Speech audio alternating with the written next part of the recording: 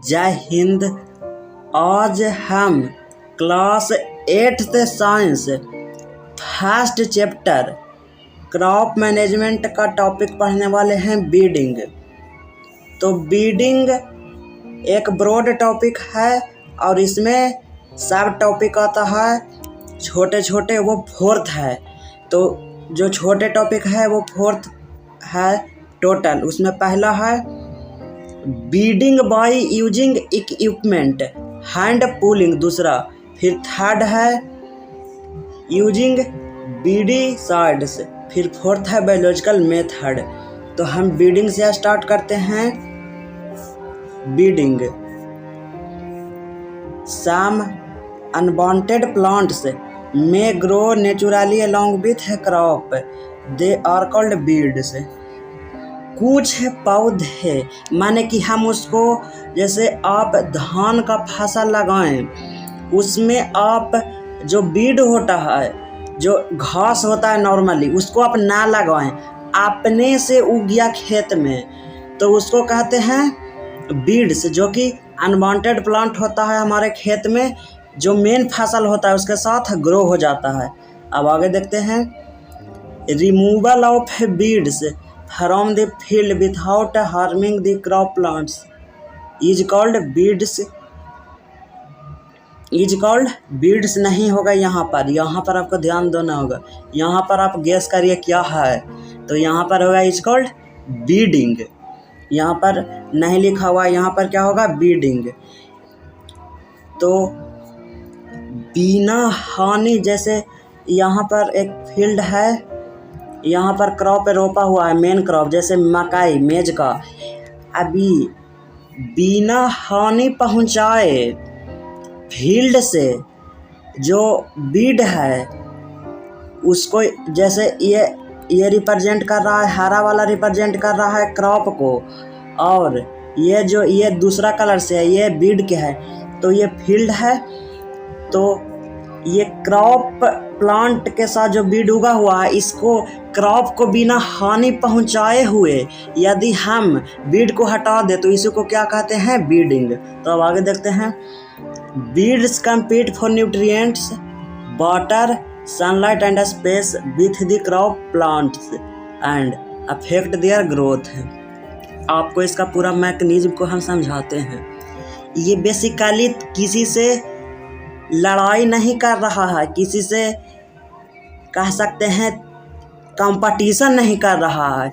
ये compete word क्यों use हो जाता है, इसको हम आपको बताते हैं। देखिए, जैसे एक एग्जांपल से, एक घर है, उसमें दो भाई है, सोनू और मोनू। तो गार्जियन है पापा, जो मिठाई लाए, तो सोनू यदि नहीं रहता, यदि सोनू घर में नहीं, बाहर खेलने जाता, तो मोनू बचता, तो पूरा मिठाई मोनू खाता। जैसे 4 मिठाई लाए तो 4 मिठाई मोनू खाता। यदि सोनू दोनों प्रेजेंट रहता तो 2-2 मिठाई खाता था। देखिए, सोनू नहीं था तो मोनू पूरा मिठाई खाया, तो यानी कि ज़्यादा न्यूट्रिएंट लिया। तो ये यदि 2 को आ जाता तो कंपीट हो जाता। तो जब डिस्ट्रीब्यूशन हो जाता है न्यूट्रिएंट का, सनलाइट का, स्पेस का, तब हम इसको कहते हैं कि ये कॉम्पीट करता है। तो beads compete for nutrients, water, sunlight and space with the crop plants and affect their growth. देखिए, जाहिर सी बात है कि आपको चाहिए 2 लीटर पानी, आप पी रहे हैं 1 लीटर कोई और ले रहा है, तो आपका तो हानि तो है ही। तो इसको ग्रोथ को अफेक्ट करता है। तो सनलाइट मिलता है, जो भी स्पेस, सारा चीज़ों को बीड कम्पीट ही सारी चीज़ों के लिए करता है। अब आगे देखते हैं। बीड्स में produce toxic substances that interfere with the growth of crop plants. देखिए, ऐसा ज़रूरी नहीं है कि बीड्स हमेशा टॉक्सिक सब्सटेंसेस को ही रिलीज करता है, कभी कभार करता है ना। तो इतना पक्का है कि ये प्लांट के ग्रोथ में इंटरफेयर करता है, और ये हानिकारक हो सकता है किसके लिए, it may be poisonous to humans and biotic life. Biotic life मतलब जो कीड़े मकोड़े, जितने भी सजीव चीज़ें हैं, लिविंग थिंग्स है, उसको ये अफेक्ट करेगा, और ह्यूमन को। अब बीडिंग देख लिए हैं, तो अब आगे देखते हैं इसका कुछ एग्जाम्पल जिससे आपको क्लियर हो जाएगा। तो यहाँ पर ये कुछ एग्जाम्पल्स है जो आपको हम एक एक करके बताते हैं, और इसका तरीका भी हम बताएंगे कि आप इसको कैसे याद रख सकते हैं। तो देखिए, अमेरांथस बिल्डोटेचेनोपोडियम, तो इसका आपको तरीका बताते हैं कैसे आप इसको याद रख सकते हैं। तो देखिए, आमर बाच चलाओ, एक था सोहन दोस्त, और एक था आमर। तो भाई दोनों टहल रहा था पार्क में। तो सोहन ने कहा आमर को कि भाई अमर वॉच चलाओ, यानी बिगाड़ गया था, सोहन का वॉच बिगाड़ दिया था। तो सोहन ने कहा अमर वॉच चलाओ। तो अमरैंथस, अमर से अमरैंथस, वॉच डब्लू से बिल्डोट, फिर चलाओ से चेनोपोडियम। तो अमरैंथस बिल्डोट चेनोपोडियम, ये बीड है, ध्यान रखेगा, बीड से क्वेश्चन आता है। अमरैंथस बिल्डोट चेनोपोडियम, सम कॉमन बीड्स, ये कुछ कॉमन बीड्स है जो कि आपको बुक में देखने को मिल सकता है। और इमेज को बढ़िया से देख लीजिए, इमेज का ज़्यादा बार ध्यान रहता है। यदि आप हम बोल रहे हैं सिर्फ सुन रहे हैं, कुछ इमेज नहीं है, तो आपको कम समझ में आएगा। यदि इमेज देखेंगे तो ज़्यादा समझ में आएगा। यदि आप प्रैक्टिकली पेड़ को अपने सामने देखेंगे तो और ज़्यादा देरी तक याद रहेगा। तो चलिए अब आगे देखते हैं, इसका जो टॉपिक है उसको पढ़ लेते हैं। आगे कौन कौन सा टॉपिक है जो, तो बीडिंग बाय यूजिंग इक्विपमेंट और हैंड पुलिंग है। तो बीडिंग बाय यूजिंग इक्विपमेंट को देख लेते हैं। Ploughing before sowing of crops, फसल को उगाने से पहले आपको जोत देना है। देखिए, ये फील्ड है, रैंडम घास है, तो जोतने से उखाड़ जाएगा, ये साथ साथ मिट्टी से उखाड़ जाएगा, तो ये हट जाएगा अपने आप। हेल्प सीन अपरोटिंग, अपरोटिंग मतलब उखाड़ना, पेड़ को हटा देना। जैसे ये फील्ड में है घास, तो इसको उखाड़ जाता है। एंड किलिंग बीड्स, और वो अपने आप मर जाता है। फिर जब जड़ से हट गया तो अपने आप वो किल हो जाएगा। आफ्टर ड्राइंग, और जब वह ज़मीन से हट गया तो सूख जाएगा, जेन्युइन सी बात है। These beads get mixed with the soil, और सॉइल के साथ मिल जाता है और हमारे लिए और हार्मफुल नहीं हो जाता है, हमारे लिए और बेनिफिशियल हो जाता है, क्योंकि वो एक तरह से मैन्योर का काम करता है। A comb like implement called harrow और रेक, ध्यान रखिएगा, इंपॉर्टेंट है, हैरो और रेक, इसी एक ही को नाम है। जैसे देखिए, कॉम्ब लाइक इम्प्लीमेंट है, इसी को कहते हैं हैरो और रेक। देखिए, ये बीड निकालने में मदद करता है। और ये ट्रोवेल है जो कि हैंड पुलिंग में हैंड में पकड़ के इसको भी बीड निकाल सकते हैं। Is also used for this purpose, Beed को निकालने में हेल्प होता है। तो अब हैंड पुलिंग देख लेते हैं। Beads can be removed by pulling them out by hand और बाई यूजिंग ए ट्रॉवल, या तो बीड को आप अपने हाथ से भी हटा सकते हैं या ट्रॉवल के साथ भी हटा सकते हैं। तो चलिए, इससे पहले कि आगे बढ़ें, आपको एक ओवरव्यू देते हैं। बीड्स क्या होता है? बीड्स अनवांटेड प्लांट होता है जो हमारे क्रॉप फील्ड के साथ ग्रो हो जाता है। बीडिंग बाय यूजिंग इक्विपमेंट, तो या तो आप खेत को प्लाऊ जोतने के समय भी बीड हट सकता है, या कॉम्ब लाइक एक हैरो मशीन या हैरो या रेक से हटा सकते हैं, या हैंड पुलिंग से भी आप हटा सकते हैं। तो चलिए अब आगे देखते हैं कि इसका और क्या क्या मेथड है।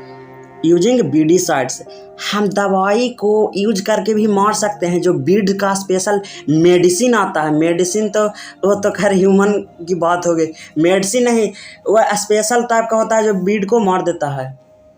बीडीसाइड किल दी बीड से, यहाँ पर किल दो को नहीं होगा, बीडीसाइड किल दी बीड से, जैसे 2,4-डाई क्लोरोफेनॉक्सी एसिटिक एसिड, और है 2,4-डी, तो यही वही हुआ, MCPA 4-क्लोरो-2-मिथाइल फेनॉक्सी acetic acid बुटाक्लोर।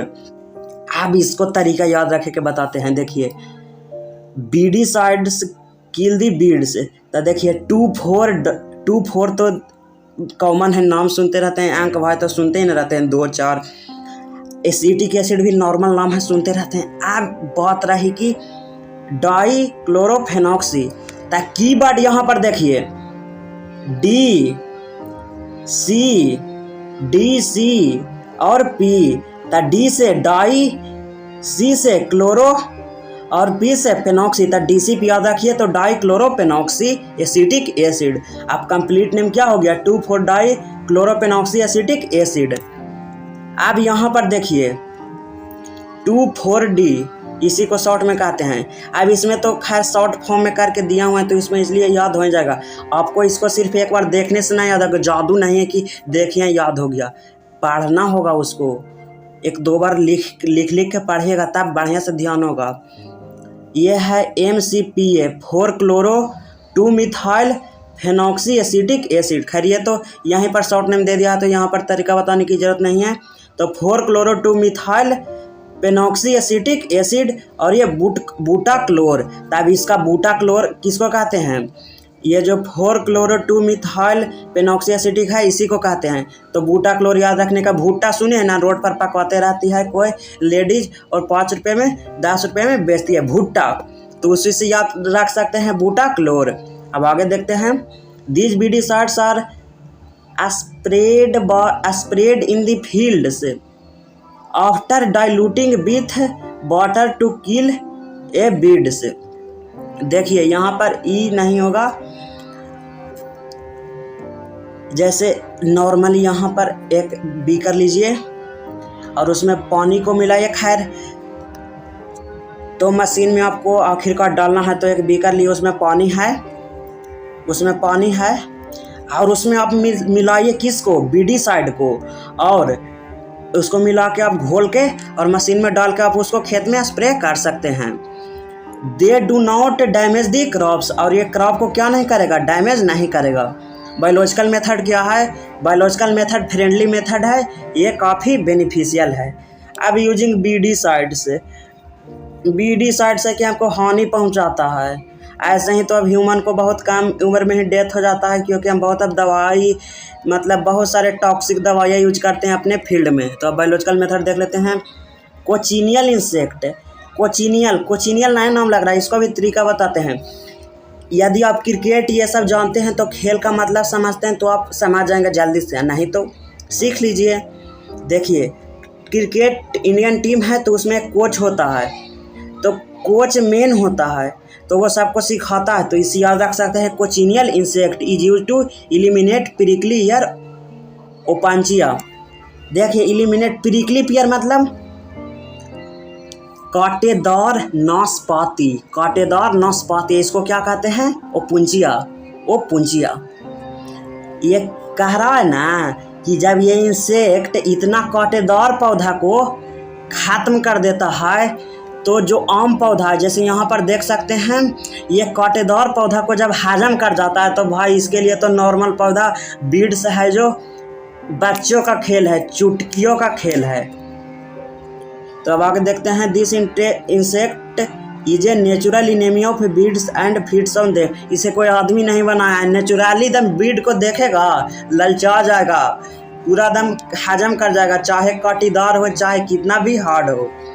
Scientists are trying to find natural और biological ways of controlling weed plants, pests and diseases. Scientist चाह रहे हैं कि हमारे देश का जो किसान है, वो हमारे देश के लोग, किसान सबको लाभ हो। तो बायोलॉजिकल मेथड में क्या होगा कि वो ऐसी मेथड यूज करेंगे जो मेडिसिन, जो टॉक्सिक मेडिसिन है, जैसे वो सब ना यूज हो, जो किस में हेल्प करे कंट्रोल करने में, बीड प्लांट्स को, पेस्ट्स को और डिजीजेज को। तो आप समझ गए होंगे। और आपको एक टास्क है कि ये जो कॉम्प्लिकेटेड नाम है, इसको कमेंट बॉक्स में लिखना। इससे क्या होगा, आपको ध्यान रहेगा, याद रहेगा। लिखने से कोई चीज़ें याद रहती है। तो मिलती हैं अगली वीडियो में। जय हिंद।